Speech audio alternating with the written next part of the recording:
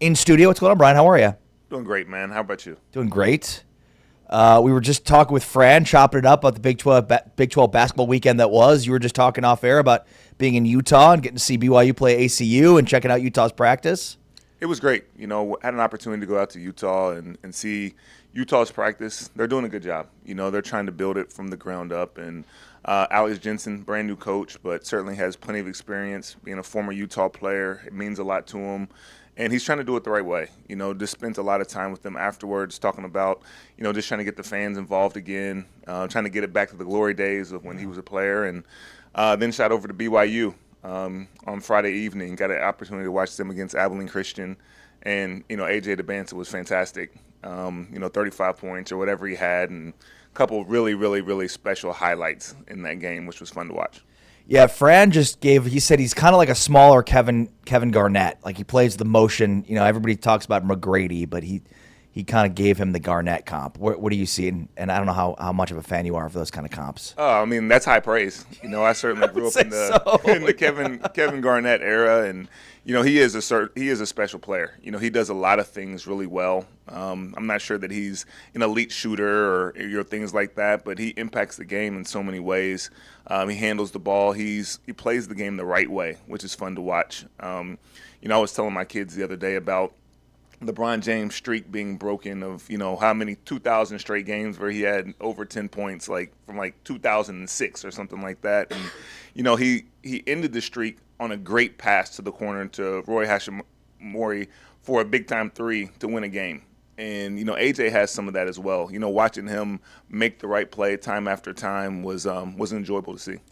All right, so give us an idea here from a league perspective of how non-conference is different than conference play for you. Well, for me, it's different just because, I'm a fan, during non-conference play. It's an opportunity for me to start to understand and learn our teams. As you know, in the world that we're in, our teams are turning over pretty often. Almost every year you see a lot of different faces on these teams. So Totally. It takes some time to kind of get to know who our teams are. And so I spend a lot of that time during the non-conference. And, we've kind of had a little bit of a dream start, but it's honestly a start that we expected and we hoped for when our teams built out their conference schedules or their non-conference schedules this year. And it's really panned out. It's been an opportunity for us to not only schedule well, but to win a lot of those non-conference games against similar foes, from the SEC or the ACC, Big Ten, et cetera, and really reestablish ourselves as kind of the preeminent conference in the country. Last year, all credit to the SEC. They did a fantastic job. But, we really believe that we're the second best league in America behind the NBA. And, I think we've shown that so far in non-conference play. So, okay, and you and I have talked a lot about the importance of winning these non-conference games because that sets in motion your net ranking, which then sets in motion what happens in conference play. Because once you get into conference play, you're only playing each other. That's right. So you can't really improve your standing.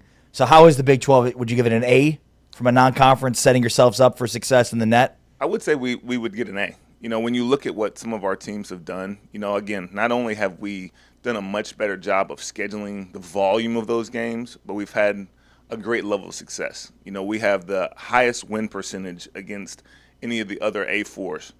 We have the most wins against that same cohort. So we've done a really, really good job from that standpoint. We've talked a lot about our conference schedule and how those things kind of intersect.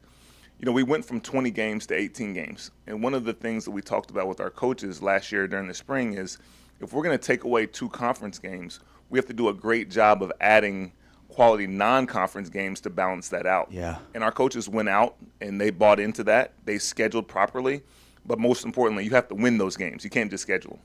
Yeah, great point. The Texas Tech win over Duke at Madison Square Garden was electric. Houston beating Arkansas, great game this weekend. There's some losses, but you're going to take some of those. You're not going to go flawless through the non-conference.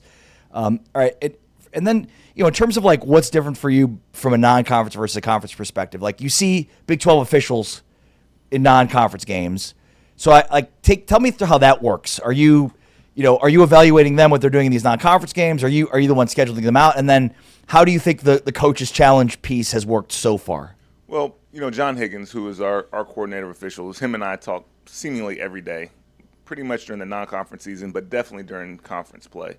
Making sure that we have the right guys on the games. We're obviously evaluating our officials to make sure that those guys are doing what they're supposed to do. I think we have some of the very, very best officials in the country, and I start to get more calls from coaches the further the year goes along. Sure. Because the games get bigger, the lights get brighter, the pressure becomes greater. Every play magnified more so. Every play magnified more. And when I move into conference play, it's not the same as just being a fan. Because it's a zero-sum game, right? There's a winner and a loser, and that both affects our league. So, we just try to, communicate with those coaches as much as possible. I'll make sure that, they feel comfortable with the guys that they have on the game. One thing I always ask them, when they do call to complain about a call or whatever the case may be is, who else would you rather have on the game? And certainly understand that not every play is perfect.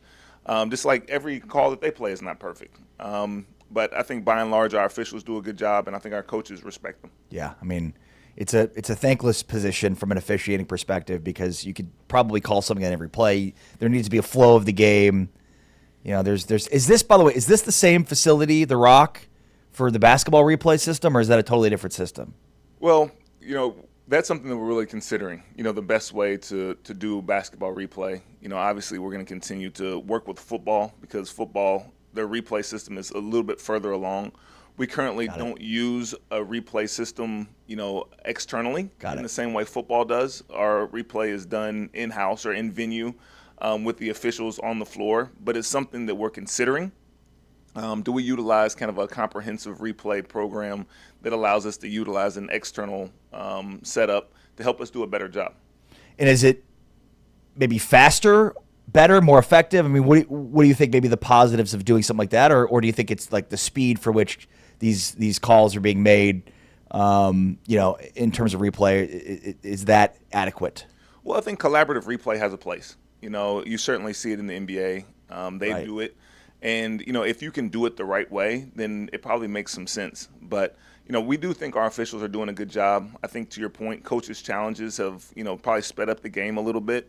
The game's a little bit more smoother, more about the flow than actual game time. There's not as many times that the officials are running to the monitor to look at things. And, when we made the decision to go to a coaches' challenge, we had to accept the fact that officials aren't perfect. Right. And we're going to miss some calls. Right. Or they're going to miss some calls. And they're going to miss some calls at times that matter when coaches don't have challenges and whatnot. So, it's a game of mistakes, and everybody makes them. Right. And our officials are going to do the very best they can. Brian Thornton, VP of Basketball for the Big 12. Always fun to catch up with you, and looking forward to doing it hopefully weekly once we get into conference play. Looking forward to it. Awesome. Brian Thornton joining us here on Big 12 Radio on site here at Big 12 Studios. We are presented by Modelo, heard on TuneIn and watched on Big 12 Studios. All right, Pete Nakos, college football insider, joins us next. This is Big 12 Radio.